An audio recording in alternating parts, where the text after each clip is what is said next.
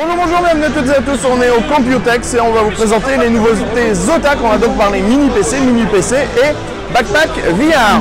On commence tout d'abord avec les Make One. Donc les deux disponibles vont être upgradés, c'est-à-dire qu'on va passer sur du Core i5 8400 et du Core i7 8700. Pour le reste, rien ne change, même carte graphique, même quantité de mémoire et même stockage. Nouveau produit ici avec le Make Mini, qui est en fait un produit avec une carte mère en ITX à l'intérieur. On va retrouver un processeur en Core i7 8700T et au niveau de la carte graphique, on aura une GTX 1080. On aura aussi 2 Tera de disque dur par exemple et du SSD en M2 qui sera capable de produire des très bonnes vitesses de lecture et d'écriture. Au niveau du design, ça reprend un petit peu l'esprit Make, vous allez le voir, puisqu'on a aussi le Make Ultra qui est assez conséquent en taille.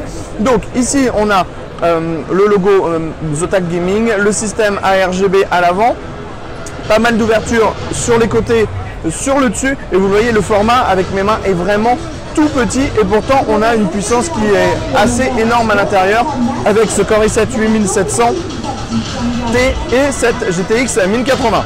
Ensuite on aura le Make Ultra qui est donc un format ATX.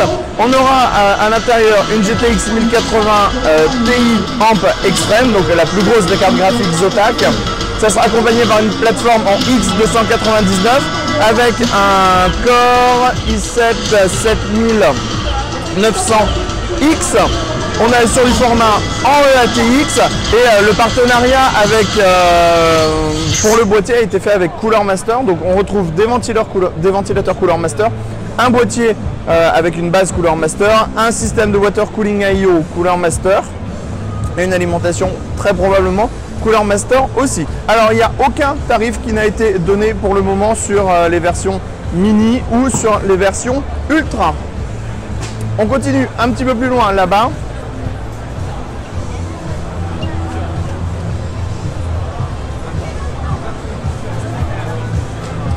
Avec ici la ZBox MA551, design très simple, le format est assez petit et à l'intérieur on va tout simplement retrouver une plateforme Ryzen avec un Ryzen 5 2400G donc qui arrive avec une puce Vega à l'intérieur. Donc on a et le CPU en AMD et la carte graphique en AMD.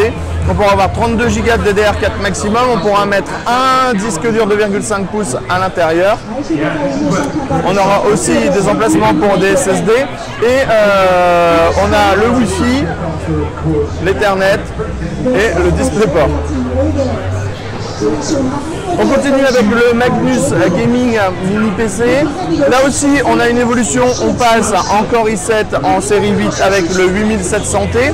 Donc on aura 6 corps plus les 6 threads. Donc on aura 12 threads au total. On est toujours sur de la DDR4 en 2666. La carte graphique, ce sera une GTX 1080.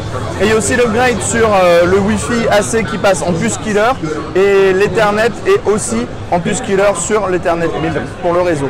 On passe maintenant au nouveau backpack VR.